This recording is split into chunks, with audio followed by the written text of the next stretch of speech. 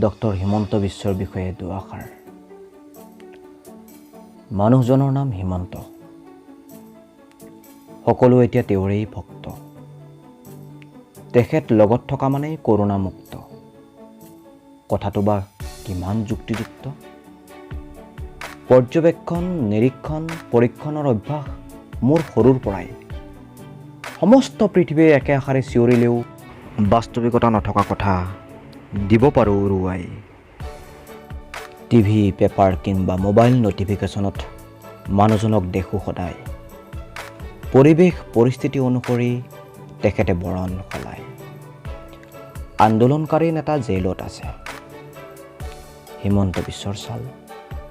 আমাক কা নালাগে হিমন্ত বিশ্বৰ ছাল। অসমত লকডাউন হৈ আছে হিমন্ত বিশ্বৰ ছাল।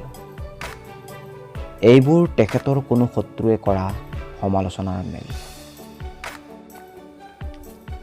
অৱশ্যে এইবোৰত মোৰ বিশেষ কাণসাৰ নাই। হিমন্তৰ ভিতৰত থকা মানুহজনক চাইছোঁ চকু ফুৰাই। কিমান সহ্যগুণ থাকিলে ৰাইজে তিৰস্কাৰ কৰাৰ পিছতো সংবাদ মাধ্যমৰ আগত হাঁহি হাঁহি কথা ক'ব পাৰে। কিমান ধৈৰ্যগুণ থাকিলে অসম শান্ত হোৱালৈ অপেক্ষা কৰিব পাৰে।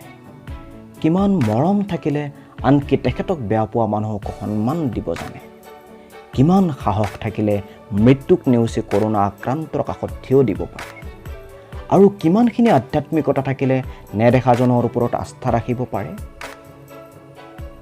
ইমান সাহস, ধৈৰ্য, সহ্যগুণ আপোনাৰ মোৰ জানো আছে? এই গুণবোৰেই হয়তো তেখেতক চতুৰ সজাইছে। আৰু এই গুণবোৰৰ বাবেই হয়তো সকলোৰে অন্তৰ জয় কৰিছে। নহ'লে নিউজ চেনেলত প্ৰচাৰ হোৱা এজন আন্দোলনকাৰীৰ মন্তব্য আজিও মনত পৰে।